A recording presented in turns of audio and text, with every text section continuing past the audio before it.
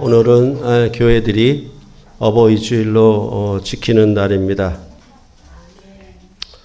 그런데 혹시 여러분들 중에 오늘 어버이 주일인데 왜 어린이가 나오는 본문을 설교 말씀으로 택했느냐라고 의문을 가지실 수도 있겠습니다. 지난 주일이 어린이 주일이니까 오늘 본문이 지난 주일에 했어야 될 설교 본문이 아닌가 이렇게 생각도 하실 수 있겠습니다. 그런데 마가복음을 강론하면서도 말씀을 드렸던 것처럼 오늘 본문은 어린이에게만 해당하는 그런 본문은 아닙니다. 즉 어린이 주일 설교 본문으로 삼으라고 하신 말씀이 아니라는 것입니다. 설교 제목에 있는 것처럼 하나님의 나라를 어린 아이와 같이 받는 자가 되라 이렇게 말씀하는 것이 본문의 내용입니다. 하나님의 나라를 어린 아이와 같이 어린 아이처럼 받는 자가 되다. 그렇지 않으면 결단코 하나님 나라에 들어가지 못한다. 이렇게 말씀을 하고 있는 것입니다. 그래서 오늘 본문 15절에도 보면 하나님의 나라를 어린아이와 같이 받들지 않는 자는 결단코 그곳에 들어가지 못하리라고 번역이 되어 있어서 우리 한글 성경을 읽게 되면은 어린아이를 받들라라는 의미로 받아들이기가 쉽고 그렇게 해석하기가 쉽습니다. 그러니까 아마도 이것을 번역하신 분들도 이 본문이 어린이들에 해당하는 가르침으로 자기 스스로 해석해서 어린아이를 받드는 것처럼 이 본문이 말하고 있다고 본 것 같습니다. 그러나 이것은 어린아이를 받들라라고 하는 뜻이 절대로 아닙니다. 왜냐하면 이 받들라라고 하는 말의 그 헬라어의 원어의 의미는 영어로는 receive 한다는 겁니다. 받는다는 것이죠. 그러니까 받들어 높인다는 얘기가 아니라 받아들이라는 얘기입니다. 하나님의 나라를 어린아이처럼 받아들여라 라는 뜻이 있는 겁니다. 그래서 그 헬라어 단어의 영어 번역을 보게 되면 receive 한다든가 아니면 welcome, 하나님의 나라를 웰컴하는 것, 아니면 accept 하는 것, 이런 의미로 번역이 되었습니다. 그러니까 이런 말은 하나님의 나라는 이런 자의 것이라고 했으니까 어린이만 들어가는 나라인가라고 생각해 보면 그것도 영 맞지가 않습니다. 그런데도 불구하고 하나님의 나라를 어린아이를 받드는 나라 이렇게 생각해서는 절대로 안 되겠습니다. 그럴 때 이 어린아이처럼 하나님의 나라를 받는다, 받아들인다, 웰컴 한다는 얘기는 어떤 의미냐면 어떤 새로운 사물에 대해서 어떤 기계나 어떤 기구들에 대해서 어린이들은 쉽게 그 사물이나 기구, 기계들을 받아들이거든요. 그러니까 그런 의미입니다. 그러니까 어린아이들은 새로운 사물에 대해서 무엇을 어떤 조건을 붙이거나 이리저리 의심을 하거나 그렇게 하는 게 아니라 직접적으로 쉽게 받아들이는 거거든요.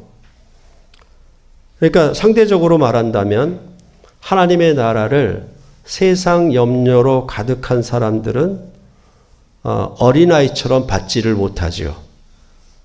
여러 가지 의심도 해보고 여러 가지 따져보고 그런 다음에 이 하나님 나라를 받을 것인가 말까 이런 부분들을 고민하게 되는데 상대적으로 어린아이들은 무엇인가 새로운 것에 대하여 쉽게 받아들인다라는 겁니다. 그게 여기 하나님의 나라를 어린아이처럼 받는다라는 내용 속에 담긴 의미인 것입니다.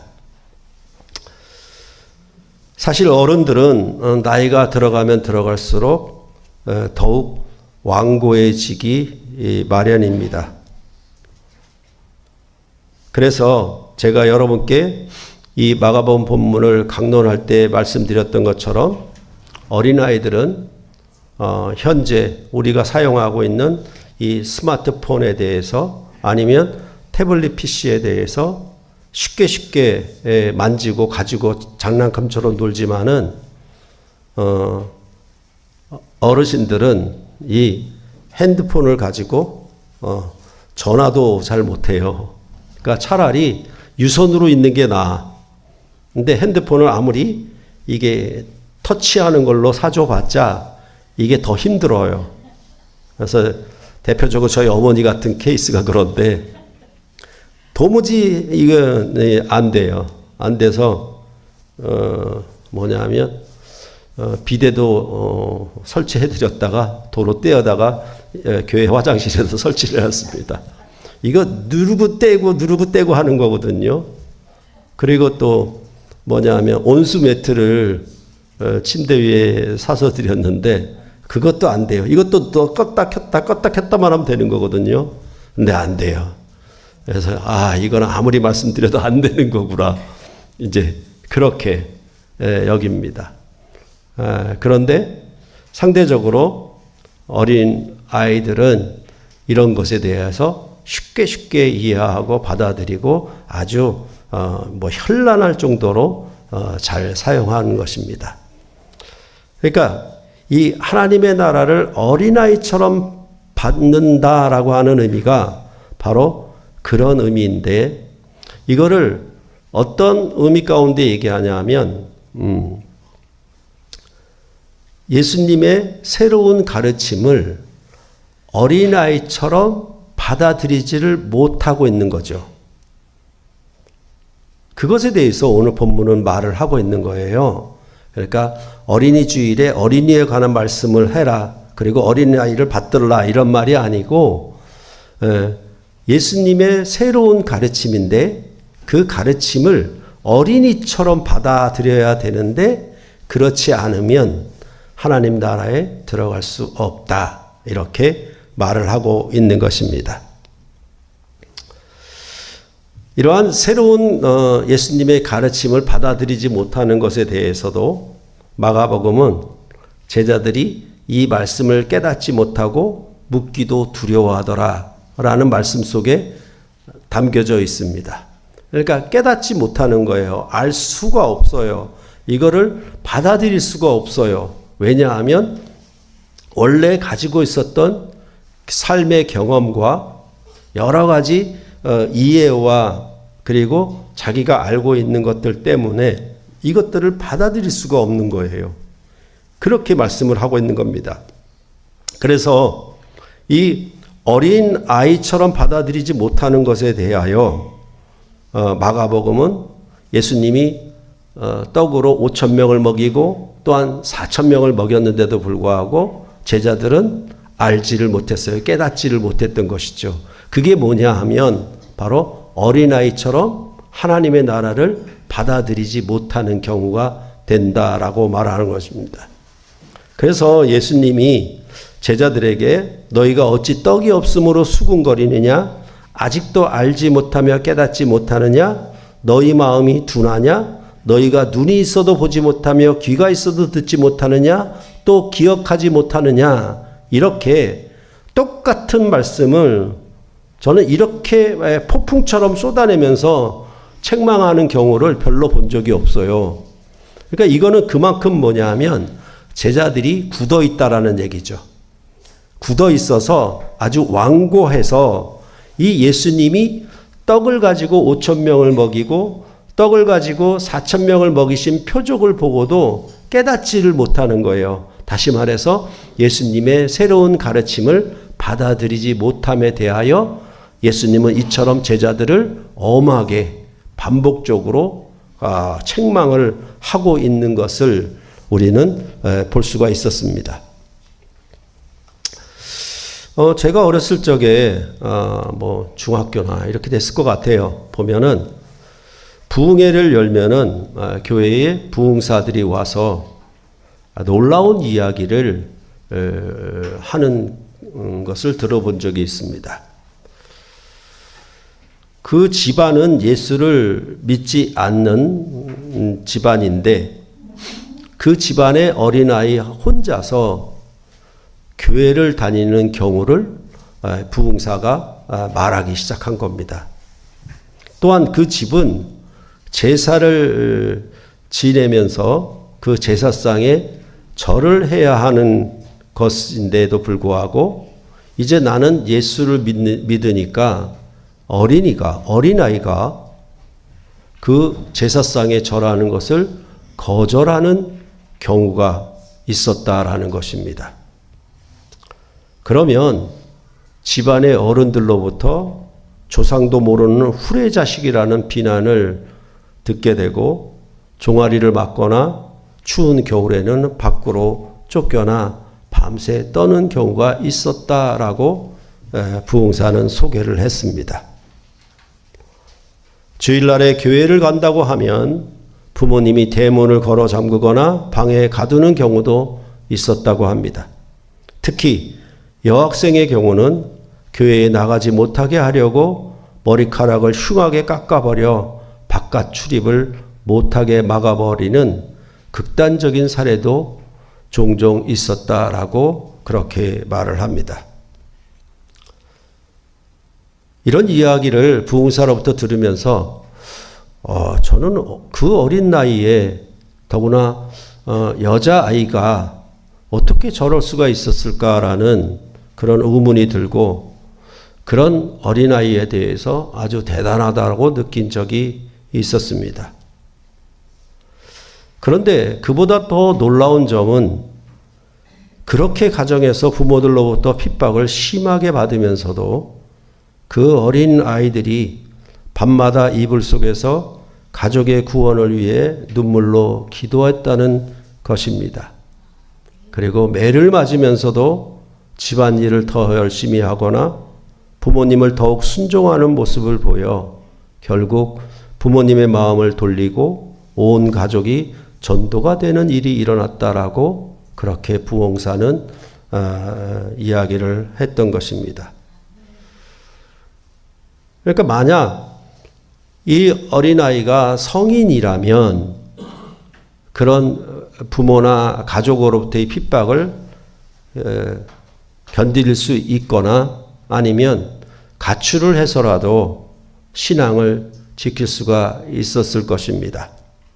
그런데 가장 나약한 아무 곳에도 의지할 수 없는 어떤 경제적인 힘을 가질 수 없는 어린 나이에 어떻게 그런 용기와 담대함이 나왔는가 생각해 보면 정말 놀라운 일이 아닐 수 없었습니다. 그런 이야기를 부흥사로부터 들으면서도 그 어린 나이에 저도 절대로 나는 그렇게 못할 것이다 라는 생각을 한 적이 있었습니다. 바로 이런 어린아이들이 하나님의 나라를 받는 자들이다 라고 오늘 본문은 말을 하고 있는 것입니다. 그러면 어떻게 이런 이야기가 가능할 수가 있었겠습니까? 오늘 본문 말씀은 십자가의 가르침 중 두 번째에 속한 가르침에 대한 것입니다. 마가복음 9장 30절로부터 32절을 한번 보시겠습니다. 마가복음 9장 30절로부터 32절 함께 읽겠습니다. 그곳을 떠나 갈릴리 가운데로 지날새 예수께서 아무에게도 알리고자 아니하시니 이는 제자들을 가르치시며 또 인자가 사람들의 손에 넘겨져 죽임을 당하고 죽은 지 3일 만에 살아나리라는 것을 말씀하셨기 때문이더라. 그러나 제자들은 이 말씀을 깨닫지 못하고 묻기도 두려워하더라. 바로 이러한 두 번째 십자가의 가르침에 속해 있는 것이 오늘 어린아이처럼 하나님의 나라를 받는 자에 대한 말씀이 나오고 있다라는 것입니다. 그러면 이 두 번째 십자가의 가르침 다음에 어떤 내용이 나오냐면 제자들이 길을 가면서 우리 중에 누가 서로 크냐라고 논쟁을 벌였습니다. 그때 예수님은 12제자를 불러서 누구든지 첫째가 되고자 하면 뭇사람의 끝이 되며 뭇사람을 섬기는 자가 되어야 하리라 라고 말씀하셨고, 어린아이 하나를 데려다가 그들 가운데 세우시고 그 어린아이를 안으시며 누구든지 이 어린아이를 주님의 이름으로 영접하면 곧 나를 영접함이요 누구든지 나를 영접하면 나를 영접함이 아니요 나를 보내신 이를 영접함이니라 라고 말씀하셨습니다. 그러니까 어린아이를 영접하는 것은 주님을 영접하는 것과 같다. 그리고 주님을 보내신 하나님 아버지를 영접하는 것과 같다라고 그렇게 말씀하셨어요. 그러니까 어린아이는 어찌 보면은 뭇사람의 끝인데 이 어린아이를 영접하는 자는 바로 그 뭇사람의 끝이 되는 방식으로 그렇게 사는 그 가르침을 따라 사는 것과 같다라고 그렇게 말씀을 하신 것입니다.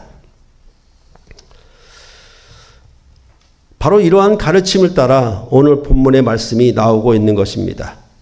왜냐하면 구약의 가르침은 어린이들을 이렇게 영접하지 아니했기 때문입니다. 그래서 오늘 본문 말씀에도 사람들이 어린아이들을 예수님께 데리고 와 만져주심을 바랐을 때 제자들이 꾸짖었다라고 말을 하고 있는 것입니다. 그러니까 이 구약 세계는, 구약의 질서는 제가 늘 비유로 말씀드리지만은 우리나라의 조선시대랑 비슷해요.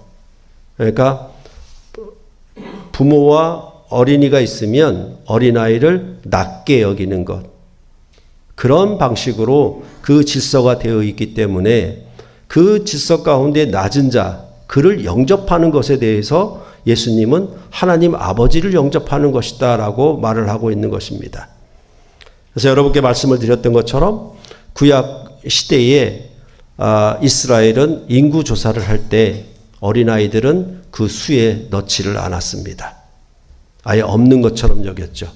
심지어 그 구약 세계에서 그 이방 나라들은 어린아이들을 제물로 자기들의 신에게 바칠 정도였습니다. 이럴 나라에 바로 그런 가르침에 갖고 있는 이 제자들은 어린아이를 데리고 와서 예수님께 만져주심을 바랄 때에 꾸짖을 수밖에 없었죠. 그래서 지난 입교교육 시간에도 제가 비유로 말씀을 드렸는데 예전에는 그 동네에 뱀장수가 약을 팔러 많이 왔었죠. 그럴 때 하는 말이 꼭 있습니다. 애들은 가라, 애들은 가라. 이런 말이죠. 바로 그렇게 구약세계나 조선시대나 또 지금 현대에 이르기 전까지만 해도 어린아이들은 그렇게 취급이 되었던 것입니다. 그게 바로 그 제자들이 이 어린아이를 데려온 것에 대하여 꾸짖는 그것과 같습니다. 그런데 이 제자들이 꾸짖는 것에 대해서 예수님의 반응이 매우 놀랍습니다. 왜냐하면 예수님은 노하셨다, 화가 나셨다라고 말씀하시면서 어린아이들이 내게로 오는 것을 용납하고 금하지 말라, 하나님의 나라가 이런 자의 것이니라 라고 말씀하셨습니다. 어린아이들을 금하지 말라는 말씀은 그들을 금하기를 그치라라는 것입니다. 다시 말해서 어린아이들을 낮게 여기고 어린아이들을 천하게 여기는, 그렇게 대하는 것을 그치라는 것입니다. 이제 끝내라는 것이죠. 이것은 바로 구약 때에 이 어린아이들을 대하였던 그런 질서와 그런 가르침에 대하여 이제 끝내라는 겁니다. 끝내라고 말씀을 하는 것입니다. 그러니까 이런 예수님의 가르침으로 십자가의 새로운 가르침 하에서는 이제 더 이상 옛 시대처럼 어린이들을 가까이 오는 것을 금하는 것을 끝내버려라.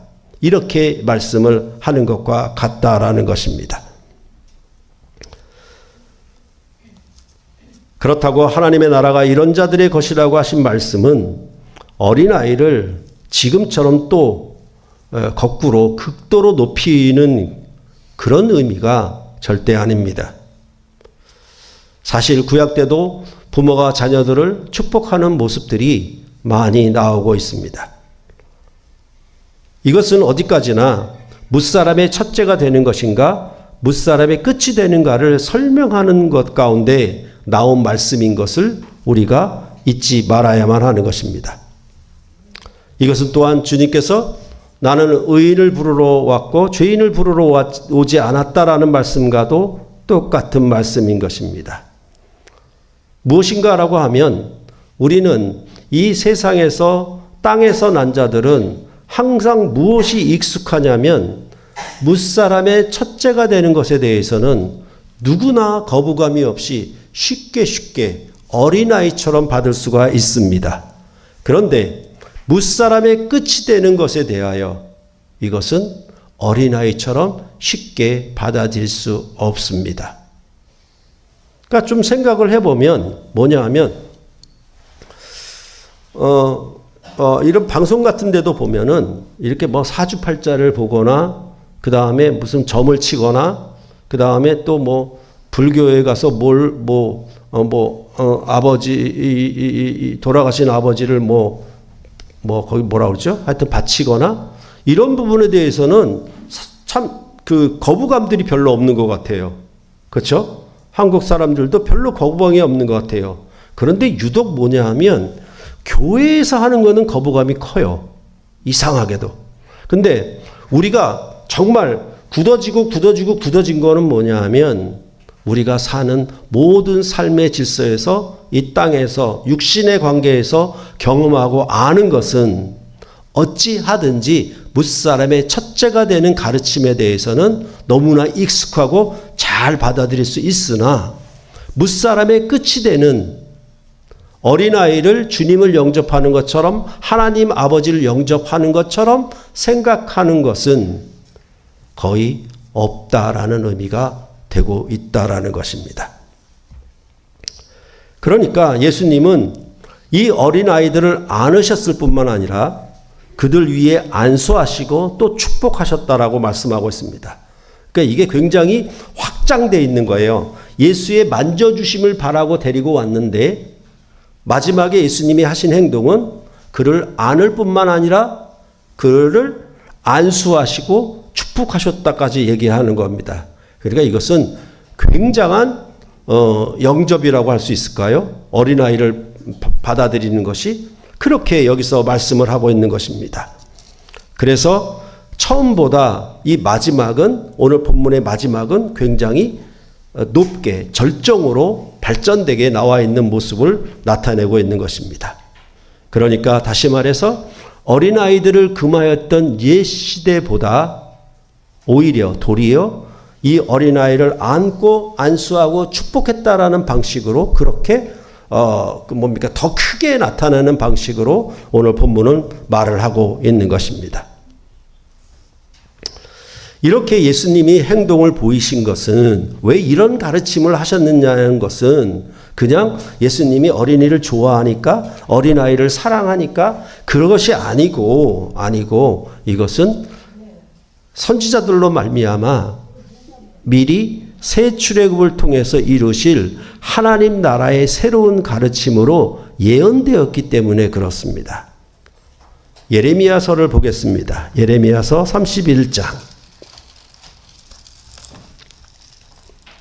예레미야 31장.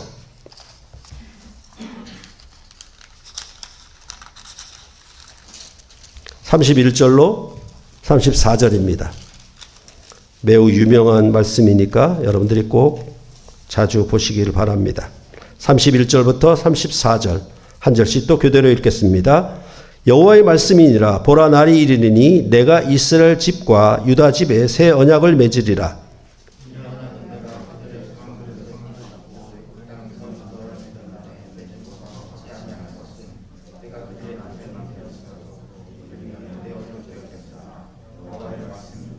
그러나 그날 후에 내가 이스라엘 집과 맺을 언약은 이러하니 곧 내가 나의 법을 그들의 속에 두며 그들의 마음에 기록하여 나는 그들의 하나님이 되고 그들은 내 백성이 될 것이라. 여호와의 말씀이니라.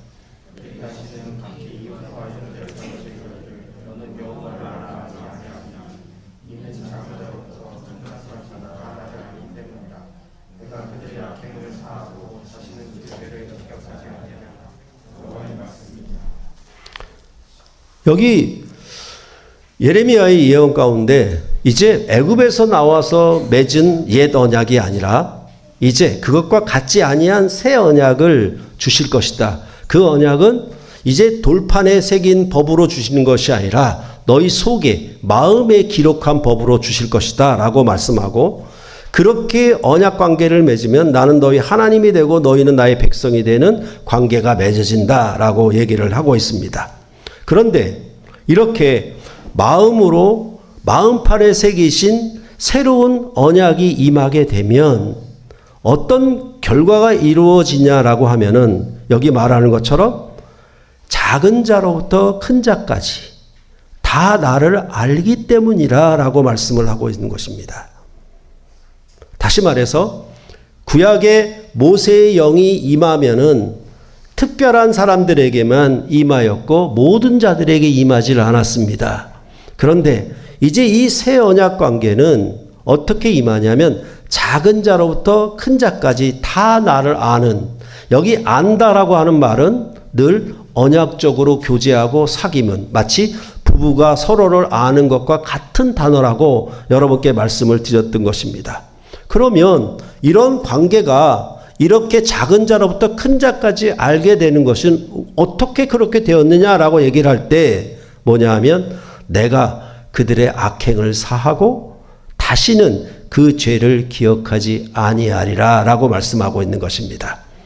예수님이 십자가에서 그의 죽고 부활하심으로 죄를 사하시면은 이제 큰 자와 작은 자의 구별이 있는 것이 아니라 작은 자로부터 큰 자까지 다 하나님을 아는 복되고 영광스러운 새로운 시대가 임한다라고 그렇게 예레미야가 예언했던 것처럼 이제 제자들은 어린아이를 데려오니까 금했는데 예수님은 뭐라고 얘기하냐면 이것은 새로운 언약이고 새로운 가르침이어서 어린아이를 내게 데리고 오는 것을 금하는 것을 그쳐버려라. 끝내버려라. 왜? 이제 예수 그리스도 안에 주신 마음판에 새기신 성령의 법으로 기록한 새로운 관계는 이제 그의 죄사함을 통해서 작은 자로부터 큰 자까지 다 하나님을 아는, 모든 육체가 하나님을 아는 새로운 시대가 임했기 때문에 그렇다라고 예수님은 오늘 본문에서 말씀을 하고 있는 것입니다.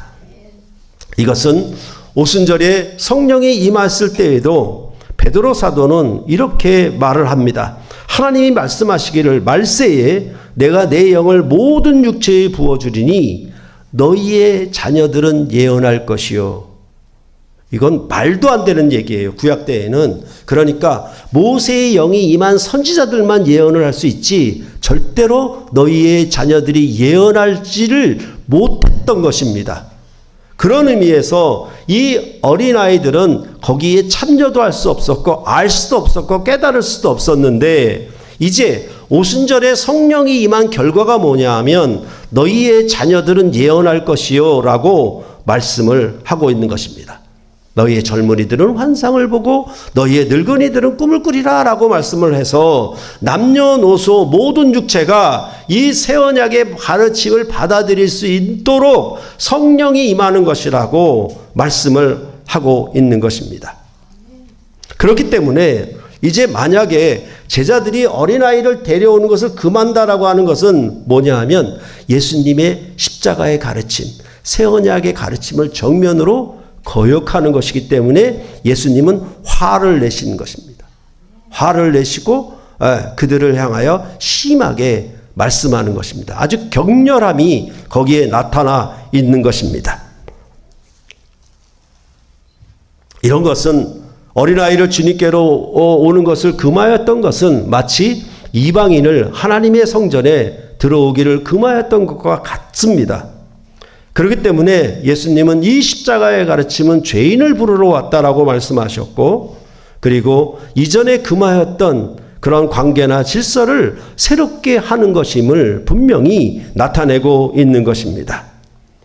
이러한 새 가르침을 받아들이는 자들은 마치 어린아이가 하나님의 나라를 영접하고 받는 것과 같습니다.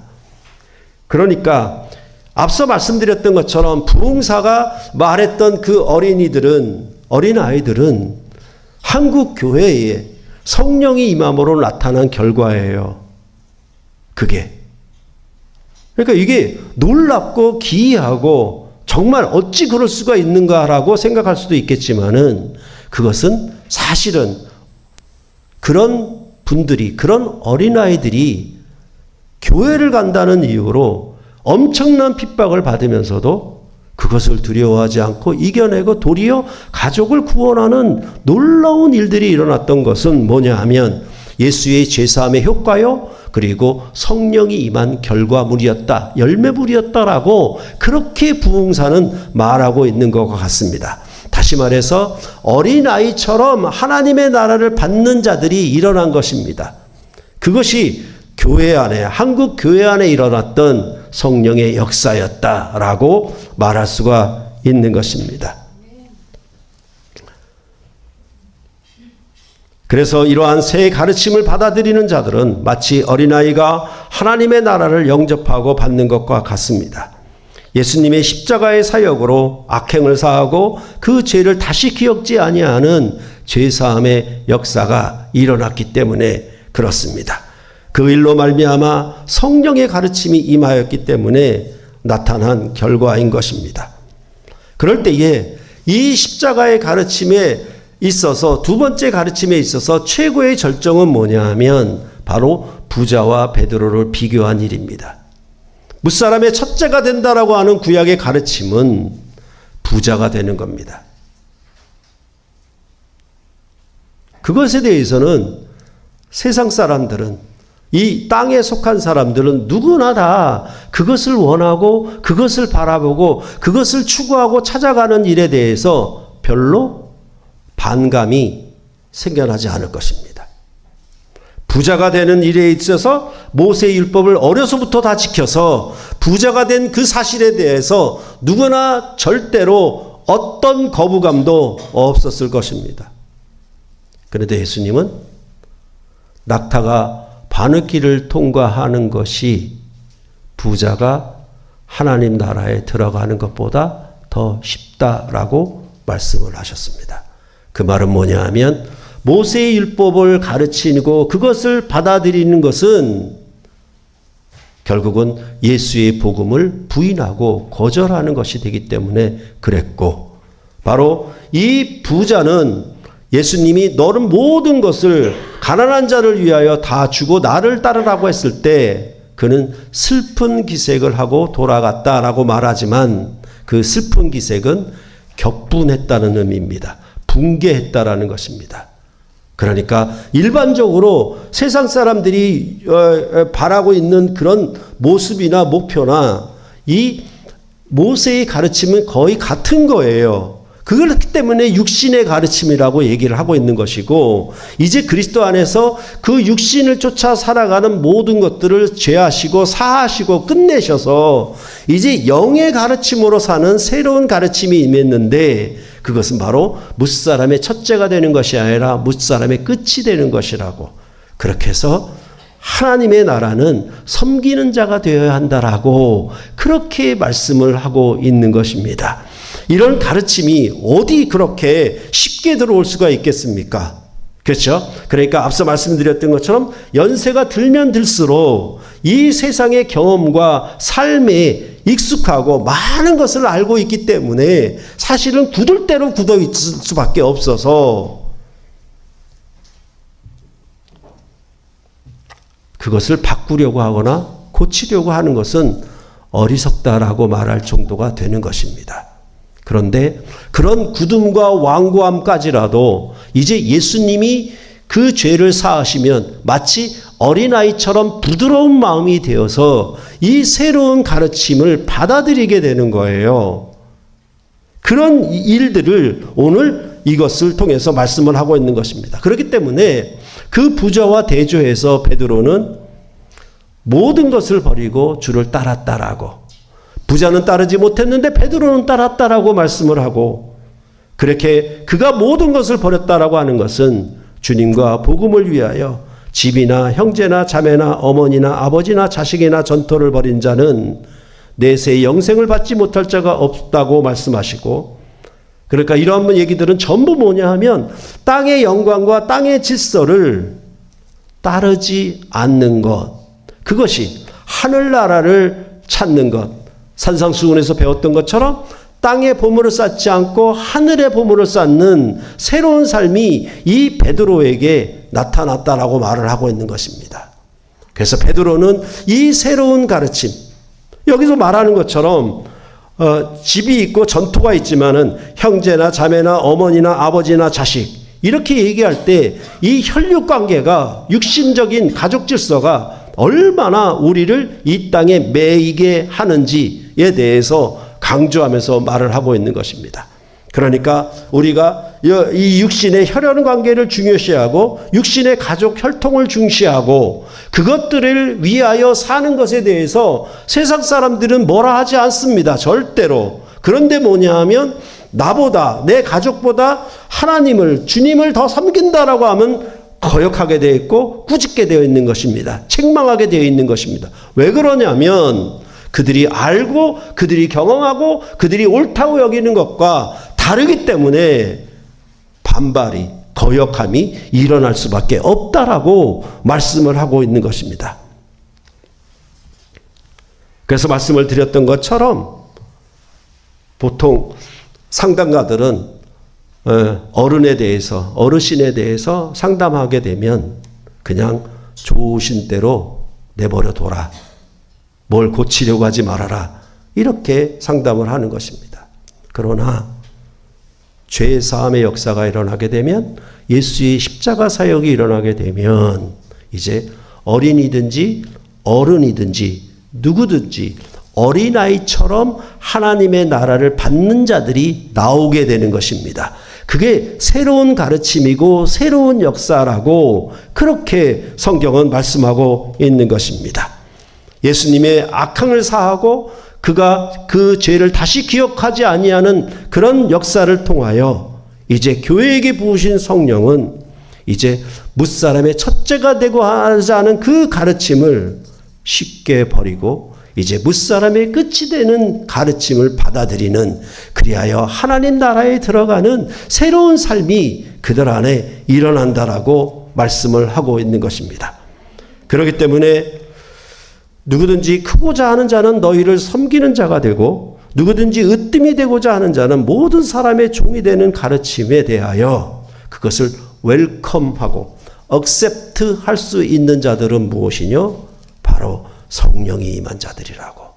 성령이 임하셔서 그들이 익숙하게 육신적으로 아주 여러 번 많이 자기의 삶 전체를 통해서 경험하였던 것을 그치고, 그래서 어린아이들을 금하는 것을 그치고 어린아이들 내게 오는 걸 용납하라고 하신 것처럼 이 새로운 가르침이 자기 마음에 성령의 가르침으로 새겨지는 거예요. 그게 구원이거든요. 그렇게 되면 그리스도 안에서 아비나 어머니나 형제나 자매나 자식이나 이런 가족관계를 떠난 새로운 가족관계를 추구하게 되고 그것을 더 귀하게 여기는 방식으로 살아가는 것이에요.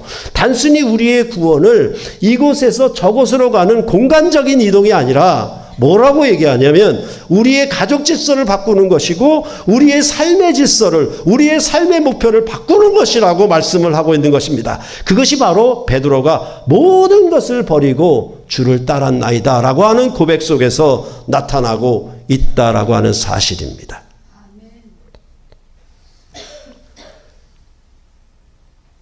이거 참 어찌 보면 받아들일 수 없는, 그리고 어렵고 힘든 가르침입니다.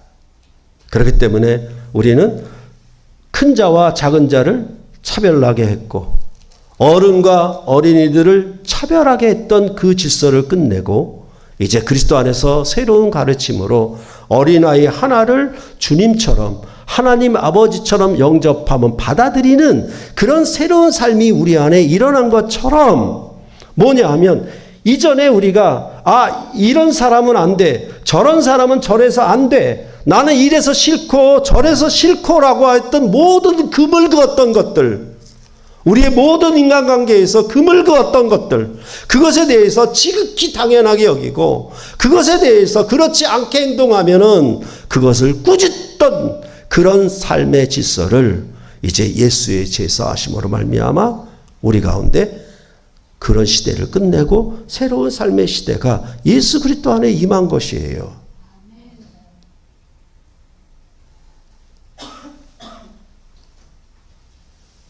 우리가 주일에 애찬을 한다고 하는 것은 일부러 추첨을 해가지고 식탁 안에 앉게 한 것은 새로운 가족을 추구하라는 얘기입니다. 왜 교회에서도 그처럼 자기 육신의 가족만 위합니까? 혼자 나오는 성도는 어떻게 하란 말입니까? 그게 아니고 성령이 임하면 이제 그리스도 안에서 형제 자매로 하늘의 가족으로 보이게 돼요. 그래서 그들과 함께하고 그들과 얘기를 나누고 그들 안에서 복음 안에서의 그런 사귐이 우리 안에 충만히 일어나는 겁니다. 그러한 공동체를 예수를 믿음으로 말미암아 죄의 사함을 받아 성령이 임한 이 공동체가, 샘물결 교회가 이 땅에 살면서 천국의 가르침을, 새 언약의 가르침을 구현하고 나타내서 세상에 빛이 되고자 하는 그런 공동체를 이루려고 우리가 모였다라는 것입니다. 그러니까 이 말씀은 어린이에게만 해당되는 것이 아니라 어버이들도 어른들도 연세가 아무리 많다 하더라도 이 땅의 모든 삶의 질서에서 굳을 대로 굳어졌다 하더라도 예수의 복음을 믿고 그의 십자가의 죄사함을 받아들이면은 그 안에 성령이 임함으로 말미암아 이제 내 새끼만 했던 것들을 이제 떠나서 남의 새끼를 내 새끼로 여기는 놀라운 새로운 삶이 우리 안에 열린다라는 거예요. 그것이 교회가 이 땅에 세상의 빛으로 천국 백성으로 하늘 백성으로 하늘의 보물을 쌓는 존귀한 백성으로 이것 가운데 우리가 드러내고 있는 것 아니겠습니까? 우리 가운데에는 정말 어렸을 때 핍박을 많이 받고 고난도 많이 받고 그 무수한 어려움 속에서도 신앙을 지키고 믿음을 지켜서 함께 예배하는 그런 분들이 계시지 않습니까? 그것은 개인의 의지와 개인의 결단이 아니라 성령이 임한 역사 때문에 바로 그들은 그렇게 그 무수한 박해와 고난과 핍박을 견뎌내고 그리스도 안에서 정말 이 가르침이 주어지면 그 가르침대로 쉽게 받아들여서 나는 이 가르침이 나의 생명이라고 나의 구원이라고 그렇게 여기며 살아가는 분들이 있지 않습니까? 그것이 바로 교회가 새로운 공동체를 구성하고 하나님 나라를 나타내는 놀라운 은혜로운 삶인 것입니다. 늘 말씀드리지만 그리스도가 여기 있다 저기 있다 하나님이 여기 있다 저기 있다 하지 마십시오. 뭐냐면 우리가 새로운 가르침을 받아들이고 사는가 그러면 거기에 하나님 나라가 임하였다라고 성경은 말씀하고 있는 것이기 때문에 그렇습니다. 샘물결 교회가 죄사함을 받아 성령의 가르침을 내 마음에 받아들이고 정말 굳을 대로 굳어서 완악하고 완고하여서 이 말씀의 가르침을 전혀 받아들이지 못하고 아무리 오래 다녀도 이 가르침으로 살지 못하는 자들은 정말 부자가 하나님 나라에 들어가기가 낙타가 바늘기에 들어가는 것보다 더 어려울 수 있다라고 하는 것과 같이 되는 것입니다.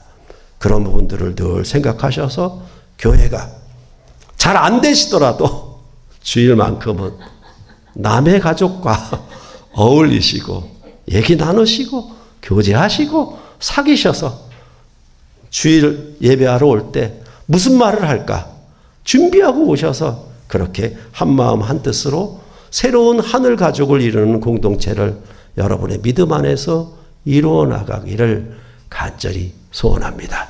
기도하시겠습니다.